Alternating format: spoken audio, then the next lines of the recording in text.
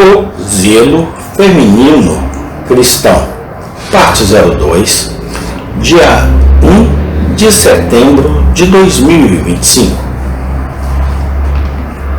Não posso deixar você ler mais uma sílaba até que eu tenha me esforçado para fasciná-lo, se possível, pela beleza e cativar você pela força dessa gloriosa palavra, utilidade. Observe o seu oposto, a inutilidade. Com baixo, monótono e mesquinho é esse som. Quão desprezível é o caráter que ele representa. Um ser racional, social e imortal, inútil, que não faz o bem, não realiza nenhuma atividade benevolente, não exerce nenhuma influência benéfica, uma erva daninha sem valor e não uma flor, uma pedra e não uma joia, um pedaço de madeira morta flutuando rio abaixo, em vez de uma árvore frutífera viva crescendo em sua margem. Sim, pior do que tudo isso, pois as ervas daninhas, pedras e madeiras podem ser convertidas em algum bom propósito. Mas para que propósito alguém que não faz o bem pode ser transformado? Exceto para servir de aviso aos outros.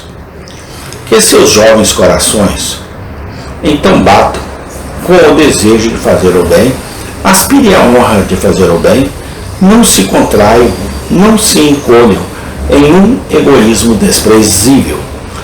Alimentem um anseio por atividades benevolentes e sintam como se viver apenas para si mesmos fosse apenas viver pela metade. Nesta causa, quero que sejam ainda mais zelosos. O apóstolo diz: é bom sempre zeloso em algo bom. Zelo, como você sabe, significa um desejo sincero e ardente, dando origem a uma energia correspondente de ação para obter algum objeto favorito. E quando direcionado a um objeto correto e um estado de espírito nobre e elevado, e, no entanto, um estado de espírito que requer grande cautela em seu exercício, especialmente nos jovens e principalmente nas mulheres jovens. É como o fogo que pode ser aplicado a muitos propósitos úteis, quando sob direção sábia, mas que, se não for mantida em seu devido lugar e sob a devida contenção, pode causar uma conflagração.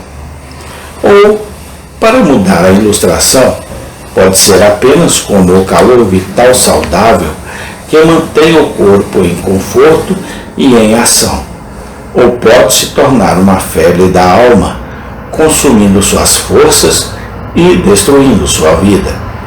Ou, para arriscar, a título de ênfase, até mesmo em uma terceira comparação, muitas mentes zelosas são incendiadas pelas velocidades de sua própria ação e, por falta de algum regulador para controlar sua velocidade e algum lubrificante para diminuir seu atrito, explodem em chamas e consomem toda a máquina, causando dano aos outros e a si mesmas.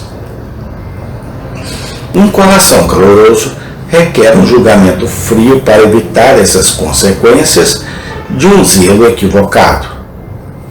A mente feminina, sendo tão suscetível, é muito mais propensa a ações imprudentes do que a do outro sexo, e é menos propensa à reflexão. No homem, o julgamento geralmente mantém o coração sob controle até que ele próprio seja esclarecido e convencido. Na mulher, o coração frequentemente se engaja antes do julgamento. Daí o perigo de o zelo feminino ser, às vezes, equivocado em seu objetivo, excessivo em seu grau e impetuoso em sua ação. Quase todas as novas teorias sejam relacionadas à medicina, à teologia ou a quaisquer outros assuntos práticos, encontram apoio principalmente entre as mulheres. Muitas vezes, guiadas mais por seus sentimentos do que pela razão, elas se enredam, como sua primeira mãe, em apelos às suas paixões e afeições, e permitem que seus corações desviem seu julgamento. Os filósofos gregos classificaram o zelo em 3 categorias: zelo da inveja, zelo da realização e zelo da piedade. Extingue todos os sentimentos do primeiro como faíscas lançadas por uma chama acesa pelo fogo do abismo. Com o segundo, não se envolve em nada além de uma imitação nada invejosa do que é bom, e que o terceiro seja colocado sob a tutela de um julgamento sensato e da orientação das Sagradas Escrituras. Em primeiro lugar, abordo os objetos de sua zelosa atividade. Você habita em um vale de lágrimas e em meio aos gemidos da criação, ocasionados pela pobreza, doença, infortúnio e morte, e não deve ser insensível às visões e sons da aflição que a cercam. O coração feminino é considerado a própria morada da misericórdia, e uma mulher insensível é uma calúnia contra seu sexo, formada pela natureza para chorar com aqueles que choram e para ministrar aos males corporais da humanidade. Ela deve entrar no desígnio da providência e se tornar um anjo ministrador na câmara da doença. Você viu aquelas mulheres recatadas e encapuçadas que saem de conventos católicos em missões de misericórdia para as moradas da doença e da pobreza? Amém. Tem continuação.